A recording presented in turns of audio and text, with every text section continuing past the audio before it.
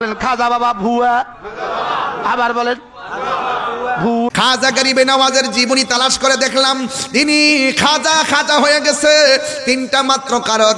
এক নম্বর হলো তিনি আল্লাহকে রাজি করেছেন, দুই নম্বর আমার নবীকে রাজি করেছেন, আর তিন নম্বর হলো তিনি মুর্শিদের চরণে নিজেকে বিক্রি করে দিয়ে মুর্শিদ প্রেমে সাধন করে তিনি আল্লাহর মাহবুব বান্দা হয়ে গেছি। যুবক ভাইয়ের আমার, একদিন হযরত উসমান হারুনি রহমাতুল্লাহ আলাইহি ডাক দিয়া বলে, মঈনুদ্দিন চলো মদিনায় যাব, তোমাকে নিয়ে আমার রাসূল পাকের রওজা মুবারকে জিয়ারত করতে যাব। আমরা সবাই আজকে ৮০০০-এর মানুষ, আমরা সবাই মদিনা যাইতে চাই কি চাই না? মদিনায় গেলে শান্তি লাগে কি লাগে না? ওই মদিনার সবুজ গম্বুজ দেখলে বড় ভালো লাগে। গত রাত্রে 4:30টার সময় আমার দুইটা মুরিদান ওই মদিনা শরীফ গম্বুজের সামনে যাইয়া ভিডিও কল দিছে, নবীর সবুজ গম্বুজটা দেখলাম, মনটা যেন পাগলের মতো হইয়া গেছে। এই সবুজ গম্বুজ দেখলে বড় শান্তি লাগে, নবীর রওজা মোবারকে গেলে বড় শান্তি লাগে, আরে মদিনা না গেলে তো শান্তি লাগে না রে। ও যুবক, ওই মদিনাতুল মুনাওয়ারা যাওয়ার জন্য আমাদের মন সব সময় কাঁদে। এখন প্রশ্ন হলো, তাহিরি হুজুর, মদিনা যাইতে গেলে পাসপোর্ট লাগে, মদিনা যাইতে গেলে ভিসা লাগে, মদিনা যাইতে গেলে বিমান ভাড়া লাগে।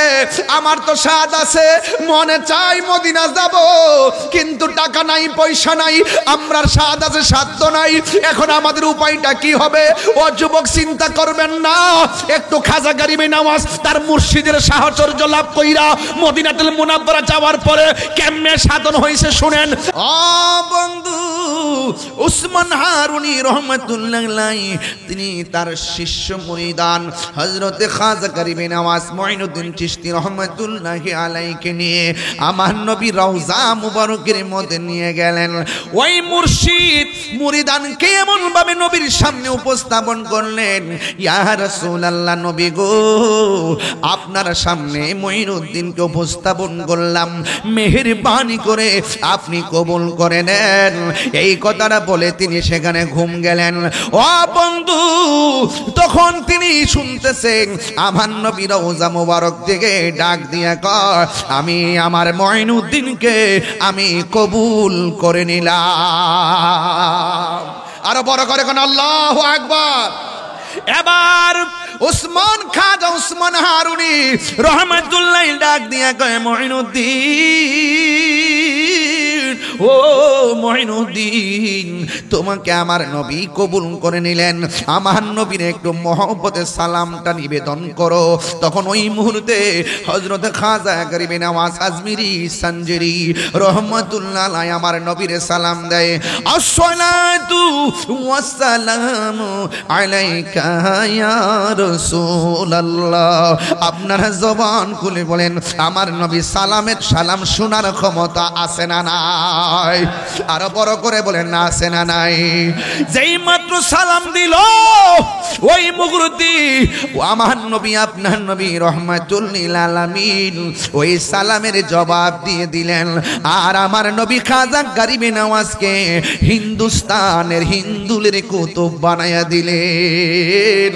যেই মাত্র হিন্দুস্তানের কুতুব বানায়া দিলেন, যুবকের দল, সেখান থেকে আমার খাজা গরিবে নওয়াজের একটা উপাধি হলো আতায়ে রাসূল।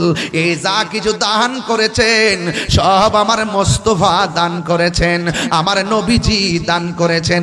জুরে জুরে কি আল্লাহু আকবার বলা যাবে না? এ বন্ধু, আমার নবী দুলের কুতুব বানাইয়া দিলেন। ও মঈনুদ্দিন, এমন একটা জায়গায় যাও যেই জায়গার মধ্যে আমি নবীর নাম নেওয়ার কেউ নাই, সেই জায়গায় গিয়ে তুমি কালিমার দাওয়াত প্রচার করো। জুরি জুরি কি আল্লাহু আকবার বলা যাবে না? ওই আতায়ে রাসূল বান্দা নওয়াজ খাজা গরিবে নওয়াজ তিনি চলে যাবেন ওই হিন্দুস্তানে চলে যাবেন। অনেক ঘটনা সেখানে বলবো না, রুট ম্যাপটাও কিন্তু আমার নবী বাতায়া দিছে কেমনে কেমনে যাওয়া লাগবো। তিনি চলে গেলেন বাগদাদ শরীফে। ও বন্ধুরি, সাথে ছিল 40 জন। হযরতে আব্দুল কাদের জিলানী আল হাসানী ওয়াল হুসাইনী রাদিয়াল্লাহু তাআলা আনহুমের সঙ্গে রুহানি জিয়ারতের মাধ্যমে তিনি চলে যাবেন ভারতবর্ষে। যেই জায়গার মধ্যে আল্লাহর নাম নেওয়ার কেউ নাই, সেই জায়গার মধ্যে নবীর নাম নেওয়ার কেউ নাই, শুধুমাত্র মূর্তির পূজা পৌত্তলিকতাই ভরপুর। ওই জায়গার মধ্যে খেদমতের নাম, খেদমত করা সাধারণ জিনিস না, এটার নাম হলো তাবলীগ। ওই বিধর্মীর কাছে দিনের দাওয়াত দেওয়ার নাম হলো তাবলীগ। এই তাবলীগ বড় কঠিন শব্দ, তাবলীগ সাধারণ জিনিস না। আজকে আমাদের বাংলাদেশে তাবলীগের নাম দিয়া মসজিদে মসজিদে তারা দাওয়াত দেয়, এটার নাম তাবলীগ না, এটার নাম হলো তালিম। তাবলীগ হলো বিধর্মীর কাছে দিনের দাওয়াত দেওয়া। যিনি যাওয়ার সময় দেখলেন একজন মুসলমানও নাই, কিন্তু উনি এমন খেদমত করেছেন তার জানাজার মধ্যে কোটি লোক জানাজায় শরীক হয়েছে। এটার নাম হলো তাবলীগ। ও যুবকের দল, কি দিয়ে আওয়াজ বুঝাবো? আমার নবী আপনার নবীর কাছ থেকে বিদায় নিয়ে খাজা হযরতে গৌসুল আজম আব্দুল কাদের জিলানী রহমাতুল্লাহ আলাইহি রুহানি জিয়ারতের মাধ্যমে তিনি চলে যাবেন ভারতের দিকে। হুজুর গৌসুল আজম কি জিনিস জানেননি? আরে ওলি আল্লাহর সাধারণ জিনিস না, একটা হলো রিয়াজতের ওলি আর একটা হলো মাদারাজাত ওলি। হুজুর গৌসুল আজম ছিল মাদারাজাত ওলি, যার দরবারে তিনি হাজিরা দিয়া চলে যাচ্ছেন সেই ভারতবর্ষে। ও বন্ধু, পৃথিবীর মধ্যে দুইটা সন্তান মার পেটে তাইকা মার সঙ্গে কথা কয়। একজন হলো হযরত ঈসা রুহুল্লাহ, মা মরিয়ম। সন্তান জিগায় মা কেমন আছেন? মা বলে বাবা ভালো আছি। পেটের ভিতর দিকে মার সঙ্গে কথা কয়। আর একটা সন্তান হলো বেলায়েতের সন্তান। ওই সন্তানটা মার পেটের মধ্যে যখন ছিল, ওই সন্তানের নাম হলো হুজুর গৌসুল আজম আব্দুল কাদের জিলানী।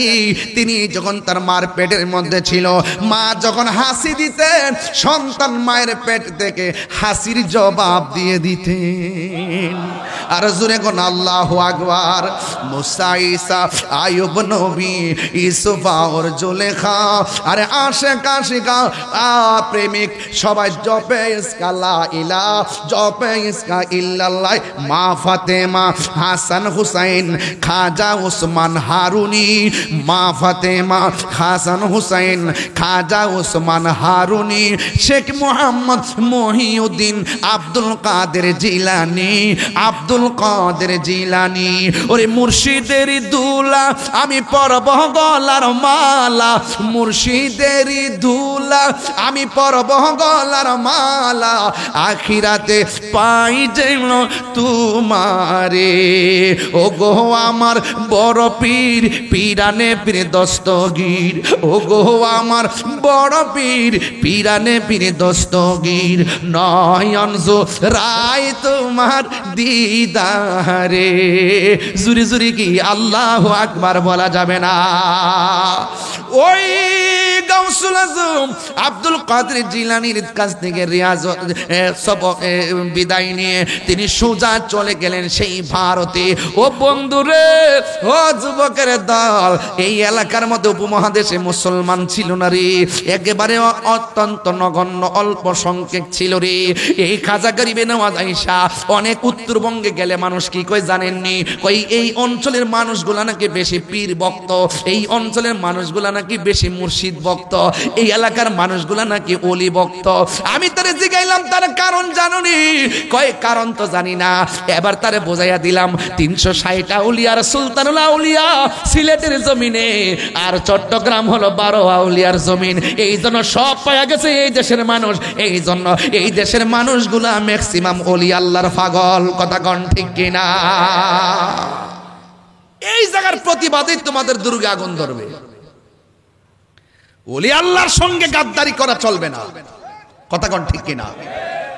পিতরাজ রাইরে জুতা দিয়া ফিডানো হইছে, আনা সাগরের পানি লুটার ভিতরে নিয়ে আসা হয়েছে। জয় পালকন অজয় পালকন যা আছে সব কালিমা পড়ে মুসলমান হয়ে গেছে। একটা মুসলমান ছিল না, এই একদম অল্প খাজা গরিবে নওয়াজ এই দেশে এসে ইসলাম প্রচার করেছেন। আজকে খাজা গরিবে নওয়াজের ব্যাপারে অনেক মানুষ আছেন বিভিন্ন ধরনের ভাষা ব্যবহার করে। ওরা কি কয় জানেন? ওয়াজিদটা কয় খাজা বাবার নাম কি কোরআনে আছে? সাথে কথা পাগল আছে ক নাই, ক সিয়াসিতা আছে ক নাই। দেখছেন আলামতরা কি পাবলিকের বোঝায়।